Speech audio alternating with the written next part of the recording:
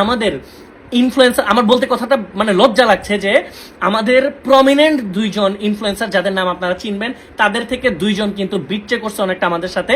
আমি জানি না তারা কি বিপদে পড়ে করছে না কি সিচুয়েশন, হোয়াটএভার, আমার জানার দরকার নেই। দেশের সাথে বিট্রে করছে, তারা করছে কি দেখেন, আমাকে এখানে একটা চ্যাপে ফেলতে চাইছিল, শুধু আমি না, আমার অনেকে, আমি জাস্ট আমাকে উদাহরণটা দিচ্ছি। 5 জুলাই প্রথম যখন আমি ছাত্রদের পক্ষে পোস্ট করি এবং আমি তারপর কবিতা লেখা শুরু করি, আমি যখন গান রেডি করা শুরু করি এবং আরো অনেক ইনফ্লুয়েন্সার, হয়তো কেউ আগে কেউ পরে, আস্তে ধীরে ছাত্রদের পক্ষে আসা শুরু করে, তখন থেকে স্বৈরাচাররা বুঝে গেছিল যে আমরা ইনফ্লুয়েন্সাররা একটা জনমত তৈরি করতে সক্ষম হব। সেই জন্য তারা চেষ্টা করছে কি আমাকে টার্গেট করে চা খাওয়ার কথা বলে একজন প্রমিনেন্ট সিনিয়র ইনফ্লুয়েন্সার, নাম বলে হয়তো সবাই চেনে, আমি নাম বলবো না, আমি কারো ক্ষতি চাই না ভাই, আমি শান্তি চাই। একজন প্রমিনেন্ট সিনিয়র ইনফ্লুয়েন্সার আমাকে চা খাওয়ার কথা বলে বাসার নিচে নামাইছে। আমি যাওয়ার পর দেখি উনি একা না, উনার সাথে একটা মাইক্রো আইন শৃঙ্খলা বাহিনীর লোকজন, এবং উনি বাসা নিয়ে আমাকে এমন ভাবে কথা বলছে, উনি আমাকে বোঝানোর চেষ্টা করছে তাদের সাথে আর্মস আছে, এবং এখানে একটা এজেন্সি লোক ছিল যারা সরাসরি পিএম কে, মানে তৎক্ষণাৎ স্বৈরাচার শাসকের যে প্রধানমন্ত্রী ছিল তাদেরকে রিপোর্ট করে। আমি বোঝানোর চেষ্টা করছি, একটু বুঝেন, ভালোভাবে চিন্তা করেন। পেইড ক্যাম্পেটা ছিল এরকম, এমন কিছু কথা আমাদের মুখ দিয়ে বলাতে চেয়েছিল যেন আমরা এই যে বিভিন্ন জায়গায় হামলাগুলো হচ্ছে আমরা যেন বলি যেগুলো বিএনপি করতেছে, এগুলো জামাত করতেছে, শিবির করতেছে বলে জনগণের মধ্যে একটা দলকে আমরা ভাগ করে দিই, এবং ছাত্রদেরকে যেন বাসায় যেতে বলি, ঘরে ফিরে যেতে বলি, ছাত্রদের প্রতি যে অবিচার হচ্ছে সেইটা না বলে যেন ছাত্রদেরকে ঘরে যেতে বলি। এইটার মাধ্যমে তারা চাইছিল বাংলাদেশের সাথে যেন আমরা বিট্রে করি। এবং শুধু আমি একা না, আমাকে 5 জনের লিস্ট চাইছিল যে এই 5 জনকে তাসিফ তুমি ম্যানেজ করো। আমি যদি অস্বীকার করতাম, আমি যদি মানা করতাম ইনস্ট্যান্ট, দেখেন সিচুয়েশনটা বুঝেন, বাংলা সিনেমার নায়কের মতো বিষমাইক বললো আমার 5 জন চলে গেল, উড়ে, এটা হবে না। আমাকে যদি তখন আমি অস্বীকার করতাম, আমাকে নিয়ে যায় মাইক্রো দিয়ে নিয়ে যায়, যদি অফিসের মধ্যে বসায় রেখে আমার কাছ থেকে ফোন নিয়ে আমার পেজের অ্যাক্সেস নিয়ে ভিডিও করে ভিডিও আপলোড করতো, আপনারা কিন্তু বুঝতেন না, ভুল বুঝতেন। এবং এই সরকার চাচ্ছে যেভাবেই হোক, মানে উৎখাত রাগ পর্যন্ত চাইছে আমাদেরকে বিতর্কিত যেভাবেই হোক করে দেওয়ার জন্য, যেন আমরা যেন কোনো জনমত তৈরি করতে না পারি। এটার একটা উদাহরণ দিব একদম লাস্টের দিকে। দেখেন, একটা স্বৈরাচার সরকার পতনের ঠিক 1 দিন না 2 দিন আগে যখন 1 দফা দাবি নিয়ে আমরা কথা বলতেছি, তখন একটা প্রোপাগান্ডা ছড়ানো হয়েছে যে আমরা এতদিন এটার পক্ষে ছিলাম, এখন আমরা এটার পক্ষে নেই। এটা কিন্তু আমরা কেউ পোস্ট করি নাই, এটা কিন্তু ভিত্তিহীন, বাট এটাও ছিল একটা পেইড ক্যাম্পেইন। এবং ওই পেইড ক্যাম্পেইনের আমি লেখাটার কথা তো বললাম যে এইভাবে করে পেইড ক্যাম্পেইনগুলো হয়। আমি তখন কি করছি, এই সিচুয়েশনটা এইভাবে ডিল করছি, আমি বলছি আচ্ছা ভাই ঠিক আছে, আমি দেখতেছি, বলে আমি নাম বলে দিই, আমরা কারা কারা দেশের জন্য আমরা সবাই ঘর বাড়ি ছেড়ে দিয়েছিলাম।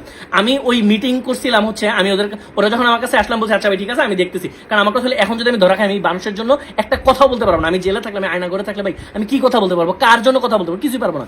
সো আমি মিটিং করছিলাম হচ্ছে আরএস ফাহিম, লেজিট বান্দার যে ম্যানেজার আইমান, নিয়ন এনন, আমরা 4 জন 5 জন আমরা বসছিলাম, আমরা বসে বলছিলাম এই সিচুয়েশন, আমরা ডিসিশন নিছিলাম আমরা কেউ বাসায় থাকবো না, আমরা প্রয়োজনে পালায় যাবো, তারপরেও দেশের সাথে, ছাত্রদের সাথে, ছাত্রদের রক্তের সাথে আমরা বেইমানি করবো না। আমরা আমাদের সিচুয়েশন দেখেন, আমাদের কি সেটা আমরা জানি। আমার আম্মু একটা রাত ঘুমাইতে পারেনি, আমি একটা রাত বাসায় থাকতে পারি নাই, বাসা ছেড়ে দিছি। ফারাবি ভাইও পর্যন্ত জানেন, ফারাবি ভাইকে অনেক কিছু বলছিলাম, যে সাংবাদিক বড় ভাই, আমরা বাসা ছেড়ে দিছি। এবং আমি দেখেন এটা বলতেছি না যে আমি বাসা, মানে আমার বাসা নিচে কিন্তু লোক লাগা রাখছিল, সো আমি বাসা ছেড়ে দিছি, আমরা কি হয়েছে এটা ভাই কিছুই না। আমি আপনাদেরকে পেইড ক্যাম্পেইন বোঝানোর চেষ্টা করতেছি। আমাদের মানে যেসব ছাত্ররা, আমার যে ছাত্র ভাইরা রাস্তায় বুক পেতে দিছে অস্ত্রের সামনে, তাদের তুলনায় আমাদের এগুলো কিছুই না, আমরা জিরোর চেয়ে আরো নিচে।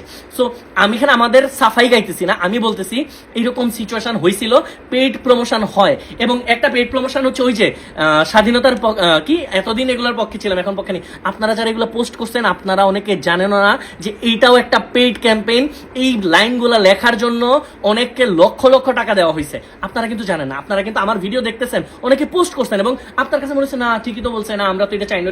ভাই 16 বছর ধরে আমরা স্বৈরাচার শাসকের আন্ডারে ছিলাম, আমরা এতদিন সহ্য করছি, কিছুদিন ধৈর্য ধরতে হবে জেলে যাওয়া পর্যন্ত। দেখেন এরা করছে কি, দেশে যখন বিশৃঙ্খলা তৈরি করলো, দেশে যখন মন্দিরে মন্দিরে অ্যাটাক করা শুরু করলো, এমন একটা জায়গা তৈরি করছে যেন আমরা এটা বলতে বাধ্য হই এই স্বাধীনতাকে আমরা চেয়েছিলাম। দেখেন পেইড প্রমোশনগুলো এমন হয়, লেখাগুলো এমন থাকে যেন আমার আপনার মনের সাথে 70 থেকে 80% মিলে যায়, এবং বাকি 20%-এ ওরা ওদের এজেন্ডাগুলো বাস্তবায়ন করার চেষ্টা করে থাকে।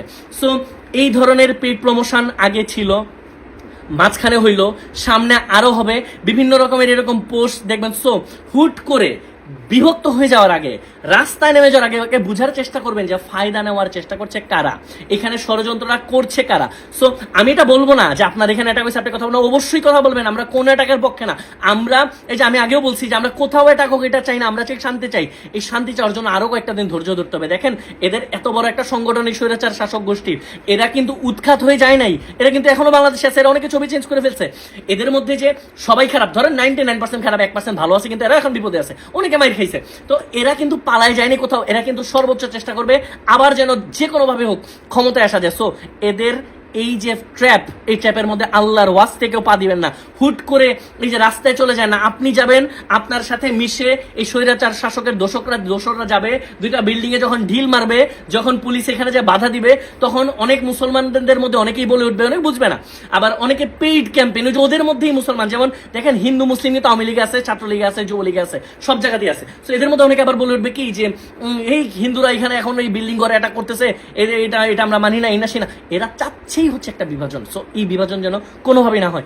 চোখ কান খোলা রাখবেন, সতর্ক থাকবেন। এবং আমি হাইলি রিকোয়েস্ট করব আমার হিন্দু ভাই বোন যারা আছেন, দেখেন আমরা কিন্তু কোনো দিন আলাদা করে আমার কোনো ভিডিওতে দেখবেন না যে কোনো বন্যায় কাজ করছে, কোথাও কাজ করার সময় বলছি যে ভাই হিন্দু ভাই বোন হেল্প করেন, মুসলিম, আমি বলছি আমার ভাই বোন। তো আমার ভাই বোনদেরকে বলবো আপনারা আওয়াজ তোলেন, আপনারা কথা বলেন।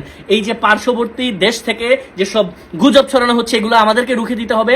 আমার হিন্দু ভাই বোনদের কথা বলাটা এখন আরো বেশি জরুরি। হিন্দু যারা নেতৃত্বে আছেন আপনারা কথা বলেন যে কিভাবে করে এরা ম্যানিপুলেট করার ট্রাই করতেছে, চেষ্টা করতেছে আপনাদেরকে রাস্তায় নামানোর মাধ্যমে যেন এটা হয়। দেখেন রাস্তায় নামা অপরাধ না, আপনার রাস্তায় নামতে পারেন, কিন্তু এটা মাথায় রেখেন আপনাদের এখানে কাউকে জায়গা দিয়ে না আল্লাহর ওয়াস্তে। এই দোসরদেরকে, এই দোসররা কিন্তু আপনাদের মাথায় কাঁঠাল রেখে লবণ দিয়ে খাওয়ার চেষ্টা করতেছে। সো চোখ কান সতর্ক রাখেন, খোলা রাখেন। শুধু 14 তারিখ না, শুধু 15ই অগস্ট না, এরা কিন্তু সামনেও চেষ্টা করতেছে, এরা করতেই থাকবে। কোনো রকম ভাবে এদেরকে প্রশ্রয় দেওয়া যাবে না। এবং যত রকম অন্যায় হয়েছে বাংলাদেশের সমস্ত অন্যায়ের বিচার হবে ইনশাল্লাহ। এদেরকে জেলে যেতেই হবে। এরা যারা অন্যায় করছে, যারা আমার ভাইদের উপর গুলি চালাইছে, যারা এতদিন ঝামেলা করছে, এদেরকে আমরা কোনোভাবেই ছেড়ে দিব না।